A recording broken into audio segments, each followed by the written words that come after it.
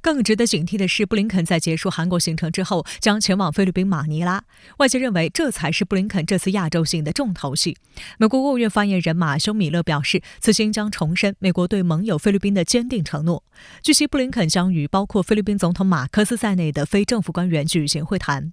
对于这一行程安排，国际舆论颇为关注，认为布林肯此行亚洲虽未到中国，但处处都是中国，特别是近期南海局势升温，布林肯访菲明显是火上浇油，煽动撑腰意味极为强烈。布林肯在访韩之后还将去菲律宾，在此之前会在巴林短暂逗留。那对于这一行程安排，您有什么样的观察呢？从布林肯的行程看不出是不是专门到韩国参加民主峰会，而反映了美国现在面临的一系列挑战以及拜登政府的外交战略。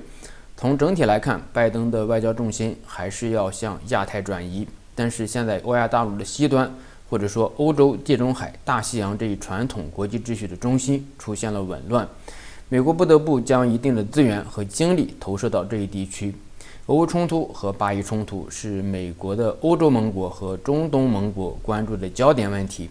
而现在美国国内又处于大选季，对乌克兰和以色列的援助还是悬而未决。以色列和哈马斯之间的冲突呢还在继续，虽然拜登、布林肯等人呢也是多次介入，但是至今还看不到解决的前景。布林肯在巴林逗留期间呢，也是关注巴以冲突的问题。从欧洲和中东向亚太转移，是美国从奥巴马政府时期就已经开始了。而当时呢，拜登是副总统，拜登政府延续了特朗普政府时期的印太战略，而且呢是不断的强化，在亚太地区搞了不少叠床架屋的小多边机制，比如说美日韩三国代表营会议，以及三国不断加强的军事合作。但是美日韩现在还不是三边安全的同盟。韩国和日本所面临的威胁和挑战是不一样的。朝鲜半岛的对抗在升级，美韩军事同盟呢，还是为了应对来自半岛的威胁。最近一段时间，美国在菲律宾加强投入，而菲律宾似乎是承担了美国在亚太安全体系桥头堡的角色。美国和菲律宾拉入第三方加强合作，比如说日本和澳大利亚。放在亚太秩序的长时段来看呢，菲律宾的角色已经发生偏离。而菲律宾的激进的行为呢，也会给美国带来卷入的风险。美国国务卿布林肯昨天抵达韩国，参加韩国主办的第3届民主峰会，这也是他此次亚洲之行的第一站。那您对此有什么样的观察吗？从媒体的报道，我们可以看到，韩国主办的民主峰会受关注的程度已经很低了。疫情已经过去，国际旅行呢也已经是非常方便了，但是作为峰会的重头戏，还是通过视频进行。上一次韩国总统尹锡悦是到了华盛顿参加峰会，这一次美国总统拜登并没有到首尔，而是派布林肯参加部长级会议。